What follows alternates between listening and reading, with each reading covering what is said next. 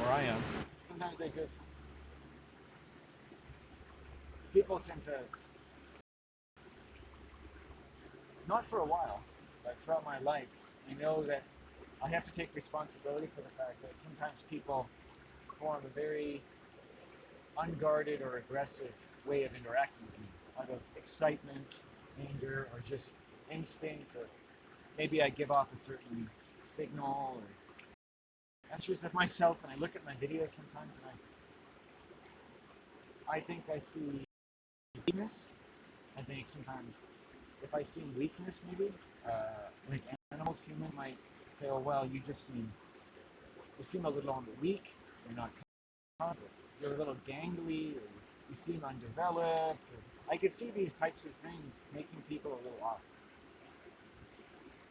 If you think I look a little gay, you think my body isn't shaped, or I don't use my hands, I don't gesture, how my body moves.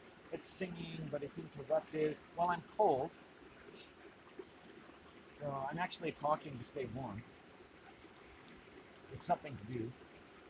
Sitting on the seat just seems to bring it out of me.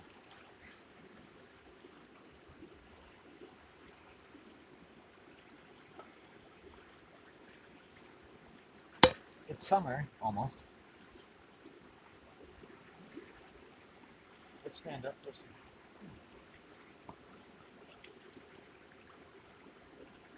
I can see clearly now, my groin is red.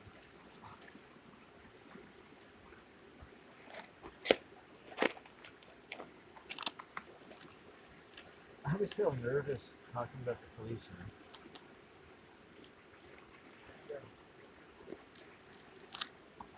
I live in a part of the world where,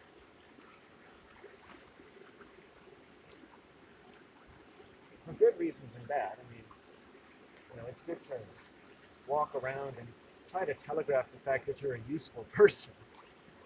And I think sometimes I walk around and I maybe don't telegraph that I'm a good person or a hardworking person to other people, or they detect a weakness about me. And I think the police sometimes see weakness as something suspicious. And so sometimes I think I strike the RCMP as immediately a suspicious person, especially if there's anything else going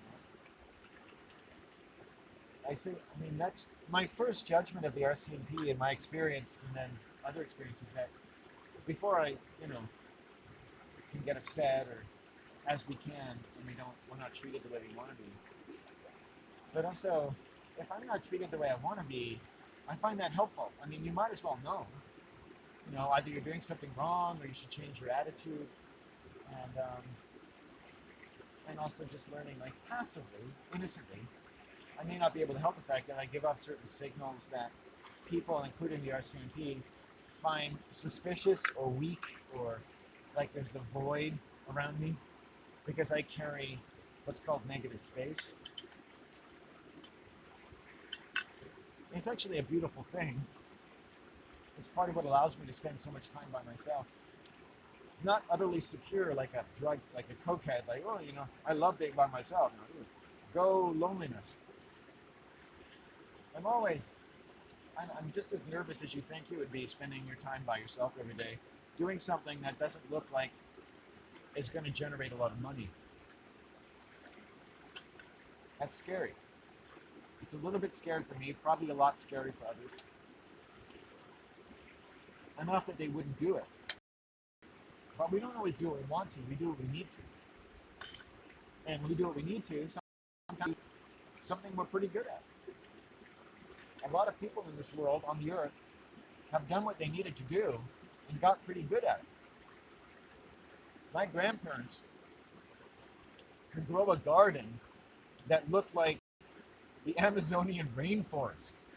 They knew how to grow things. You never see a garden like theirs anywhere. It was absolutely lush in every respect. It was amazing. They knew what they were doing, but they weren't arrogant, because they did what they needed to do. I always related to my dad, my grandfather. Like,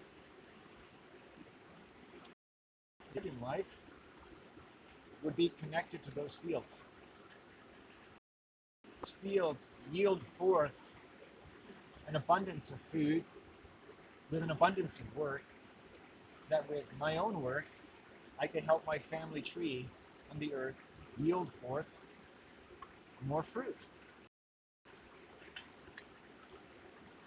Knowledge is food. It grows out of the earth. Knowledge grows out of us.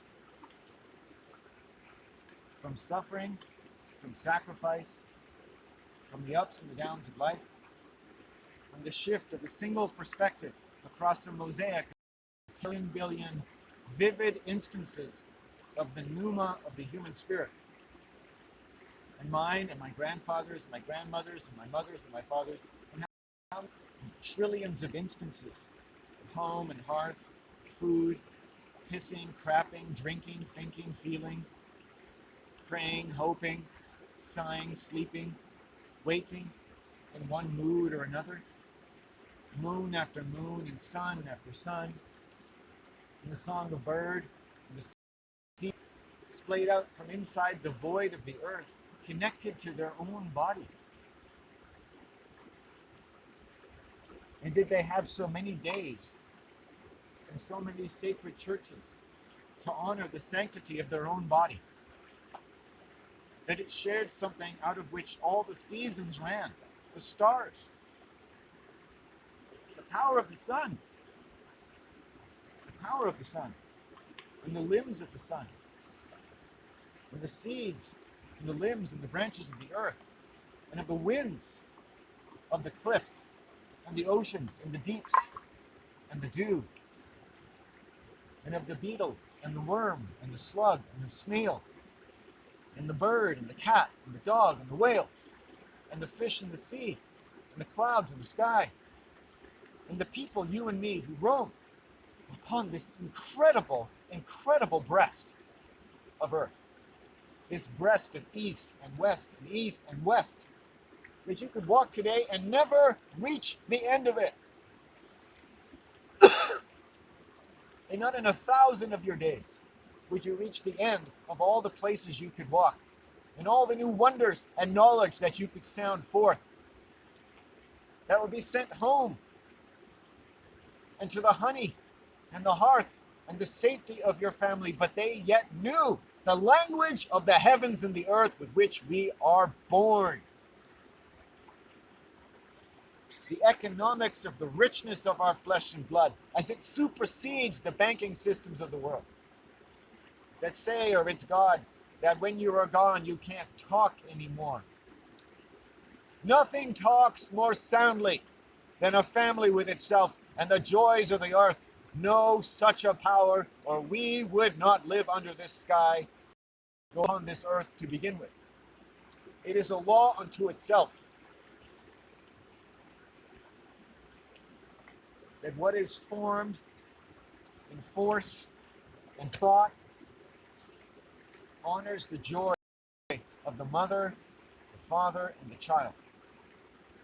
That is sacred, as our own voices and limbs emerged from no better and no greater law. Our voice is intact. This is a voice. Every finger is a voice. Every beat of my heart is a voice. Every moment of this river and of these leaves is a voice. And every wind upon your lips is a voice. Every wind upon the lips that slip through all the sensors and limbs of your nervous system as it moves and commutes among the ethers of the western stars. That is also the truth upon thy lips, and upon the lips of dawn.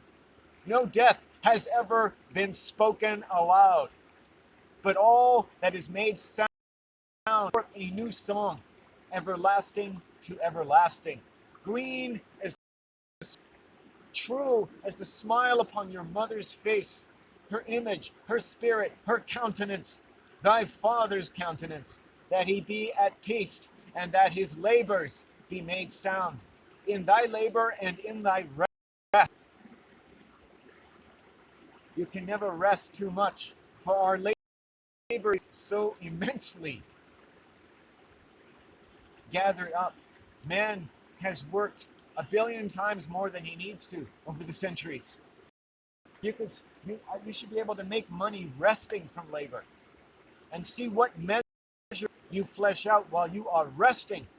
And you can call yourself a poet like I do. The measures of my rest.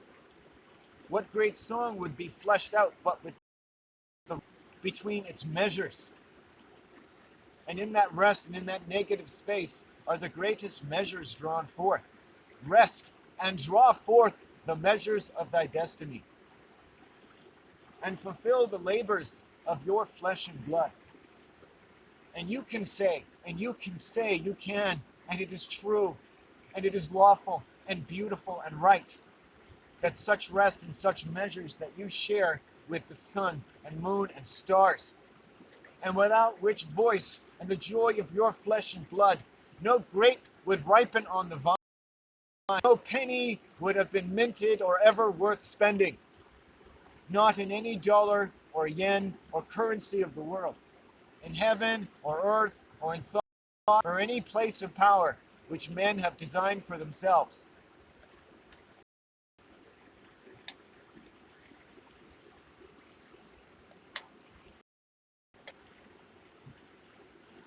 You may not see that such romantic notions are sufficiently warlike, but yet they bring an end to all war.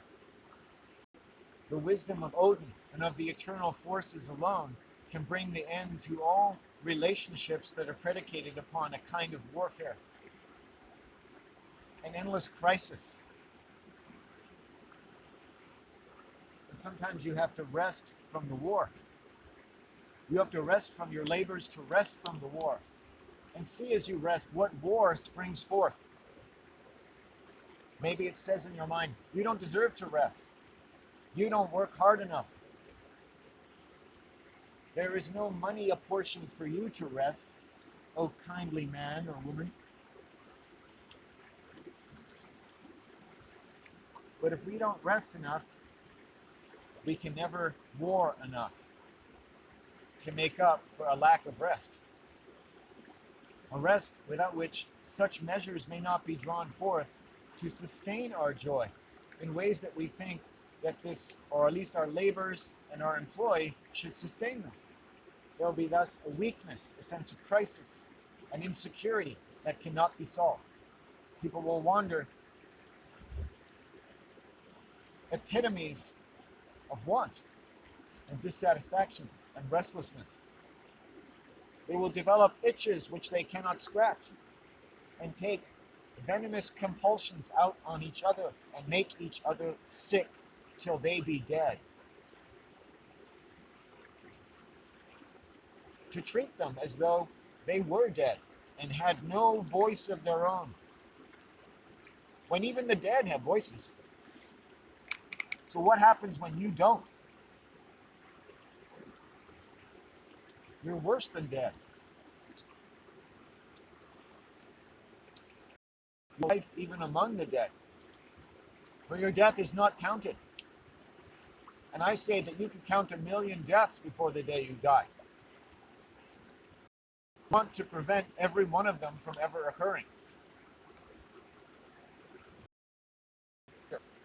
To have a voice that has no grave. And the voice should never be so grave that it had been interred in one as though by birth. A curse, never ending, never to be lifted. Fathers and mothers and children scattered over the earth, laboring as they would for enough to survive. And speaking all the languages that they must, and making all the thunder that they should.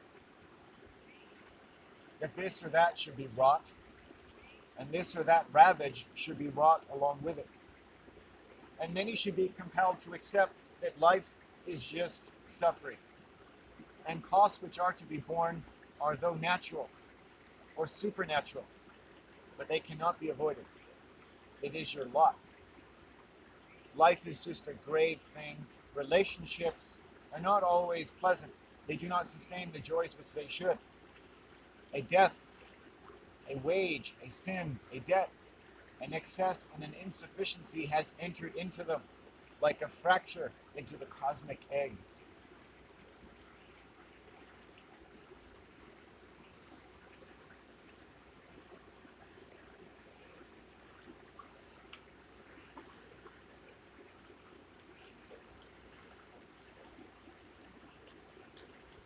And yet, what evil I could imagine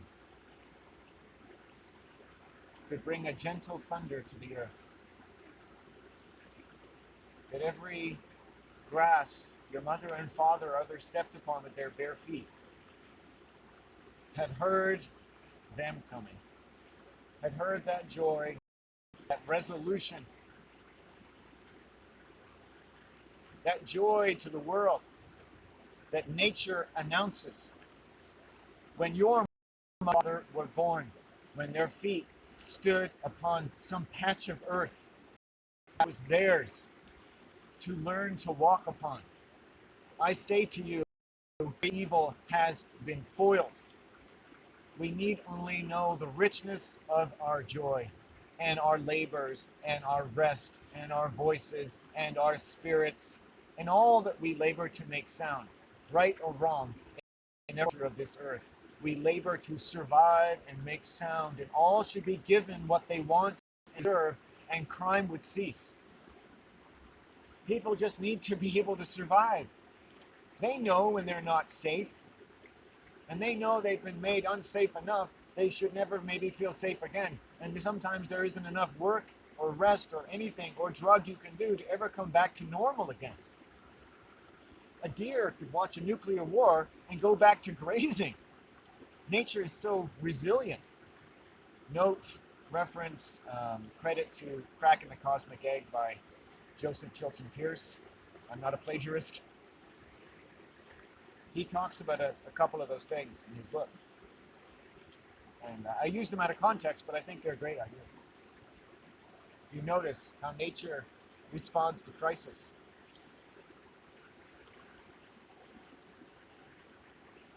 We're not built that way as humans. If you drive the body the wrong way, the engine will fucking fall out. The human mind is a Maserati.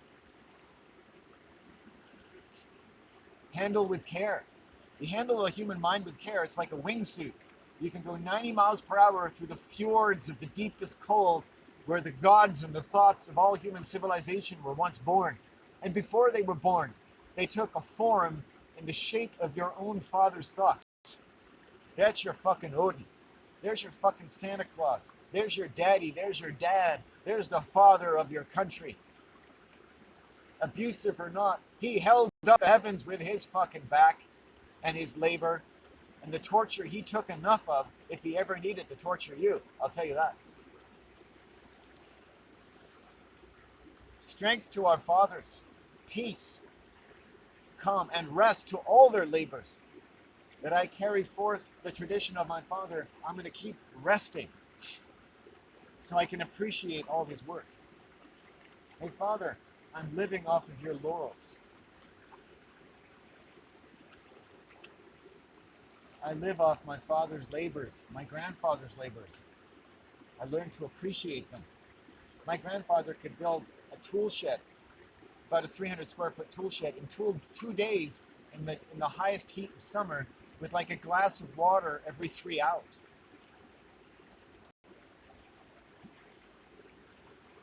There is no Olympic event, no gold medal to pin on my grandfather's chest. Why do we worship all these strange performances with rich children who get to flip around and ski and snowboard and fucking throw rings and dance around? Amazing, but look at what your grandparents did. No fanfare, right? No sponsorships. What the fuck are we doing?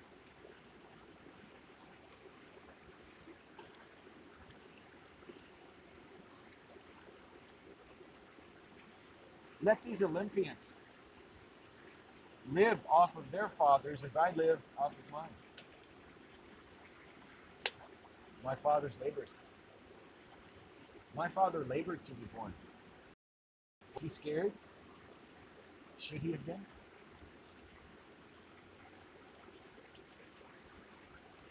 My dad, when he gets on the sailboat with fearlessness. Do you notice my dad sailing, the way he would get onto a sailing boat, is without fear? My older brother approaches the water that way, fearlessly. The opposite.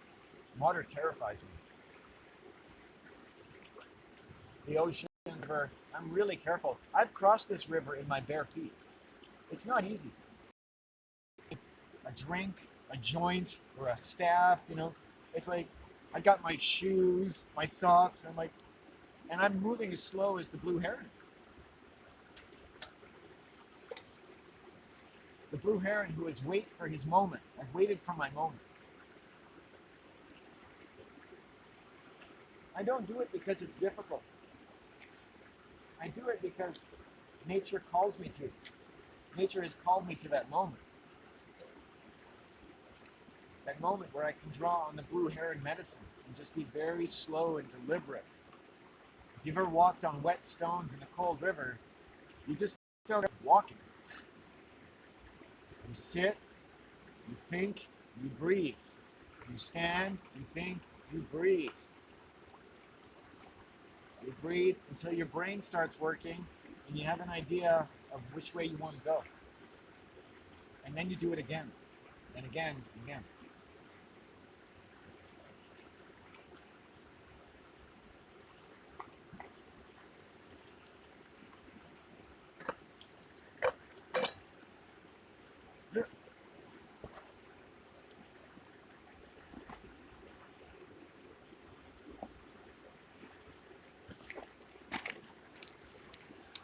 Thanks to my father. Is that blurry or is that just me? Um, thanks to my father. Thanks to my father, who is a fearless sort of person, where I am a fearful sort of person. My dad and I were opposites, are opposites. He is a fearless sort of person, and I am a fearful, you see? And so I think from my dad's perspective, he basically thought I was mentally ill because from being an infant, when they took me to preschool the first time, I pissed myself. I was so terrified. I have a very vivid recollection of standing. There were two rooms with an annex and an entry between. And in the room that I was ushered into was what I can only call a vivid cacophony of color, of water-related toys and things filling the room with maybe 8 to 15 to 20, I don't know, children, all noise. And I had never done anything outside my home, which was very, very quiet all the time, ever before. It terrified. And to this day, I wonder how desensitized people are, that nobody could understand why I was responding. My judgment was very clear. Maybe their brains shut down, but mine didn't.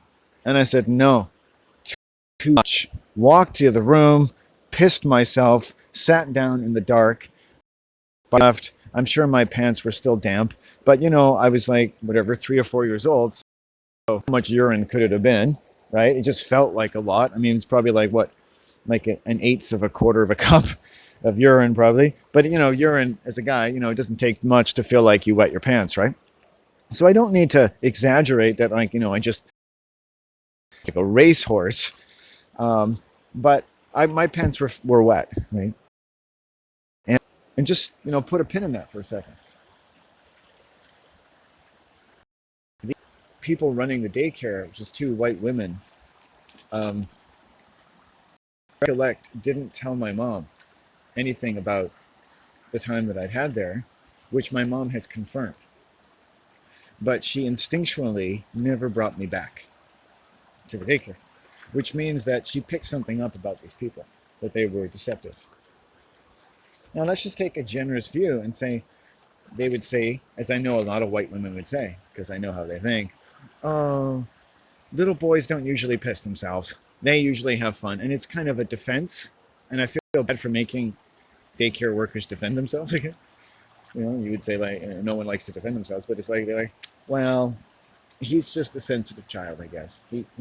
All these other children had no trouble, but he didn't like it. And it would single me out as having a problem. That's an alcoholic delusion. It's an alcoholic psychosis. It makes sense, but that's actually an alcoholic psychosis. That's blaming the victim. It's called blaming the victim. A competent daycare worker, let's also say a white woman to be fair, because there's competent, lovely white women in the world, would say, "Oh, that's not right. That's not what we want to see." If you were talking to the parents and said, "No, we don't want to see the children here feeling that nervous, that they lose control of their bladder," you know, it would be a good idea, from within the family to, or maybe not, just don't bring him back, or maybe find out, you know, how he's feeling about it, in anticipation of which we could tell you that, a room full of screaming children and toys, if your son has never been outside of your home and your home is a really kind of quiet place, I could see how that might be a little unnerving. Even a puppy might feel that way.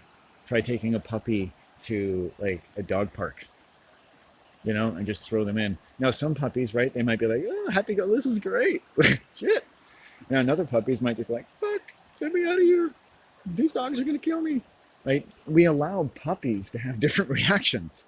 And sometimes we don't allow children because we're animals. You never know what the fuck we're going to do. You might bring a dog home and say, "I've had huskies for like 10 generations." And you bring a husky and it's like, "Oh, this one's different." What's the problem? "Oh, every time the door rings, he tries to bite the mailman's balls off." It's like, oh, what do we have here, right? So, nature always gives you something new. I'm not saying huskies would do that. I just picked that because I like huskies, but I didn't want to pick German shepherds because I don't like them as much, and it doesn't sound nice. I saw a video of a pit bull playing in a very submissive position with a little kitten playing and attacking the bull's jaw. So you know what that looks like. And I thought, oh, that's so cute, right? Had like 13 million views, but I still can't feel good about pit bulls. I don't care how many videos you show me, and I know it's just the dog, it's not the breed or this, that, and the other. It's just tough for me because it's like I like bears, but I wouldn't bring a bear home and play with my children. Like there are just certain animals that are more powerful than others. Now, that much you have to admit, right? The idea of a powerful breed. Yes, a dog and a powerful breed of dog. Now, power is great. Power can be like pure love. You could have the most powerful dog, powerful spirit. You would say it would be a powerful spirit. Like if people have pit bulls or Dobermans and German Shepherds and Mastiffs and Akitas and all this sort of stuff, that they like being around really strong spirits. I think, okay, I'll give you that. That sounds cool. I love meeting people, men usually with power, that can control their dogs. It's not that only men can have powerful dogs or that only men have powerful dogs. It's that women that have powerful dogs and men that have powerful dogs, they have enough power to match their dog. And just sometimes that's just know-how. Like you don't have to like manhandle them if you can just communicate the right things in the right way. That's what we know from watching dog experts, right? And you can see people who really enjoy and spend time with powerful animals, men and women, because they have a good control, and control not necessarily by fear, but just from trust, respect, and knowing what they need. Just knowing, I've learned this from powerful, say, female dog owners. Like, just you figure out what the dog needs. Once you know what the dog needs in every possible way, and that they haven't got what they needed, so you know how they behave when they don't have what they need, so you're able to figure out what they need. Children are the same way, right? If you don't know what your child needs, well, wait for them to tell you.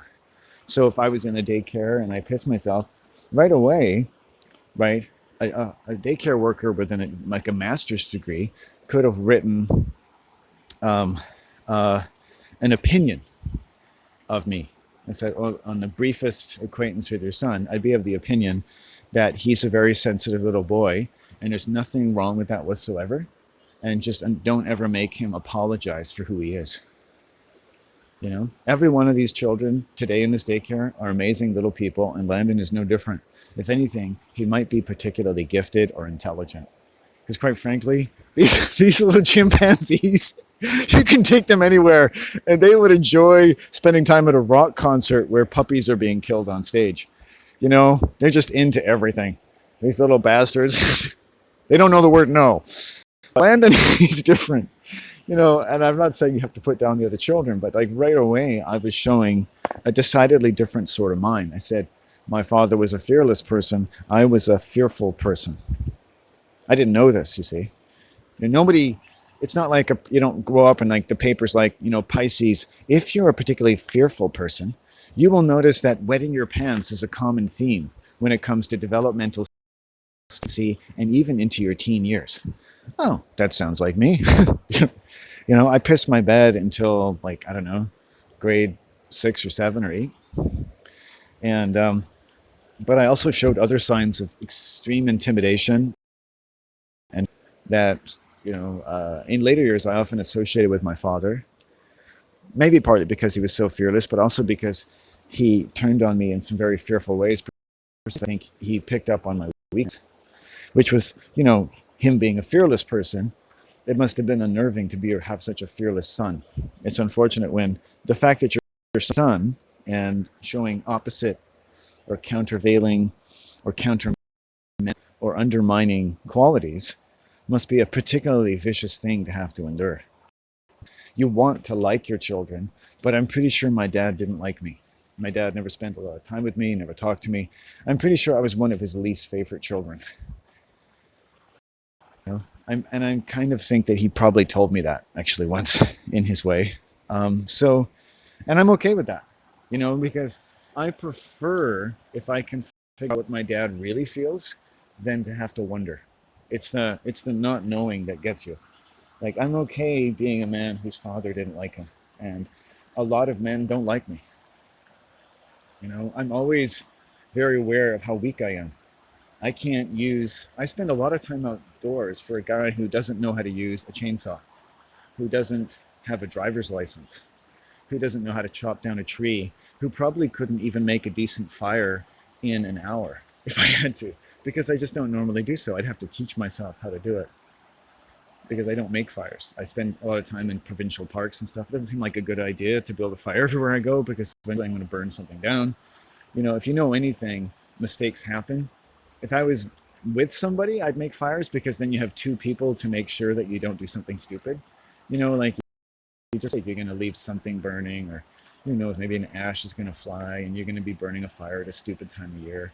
People get careless. Like, making fires is a privilege in Canada. And I just can't afford to be careless.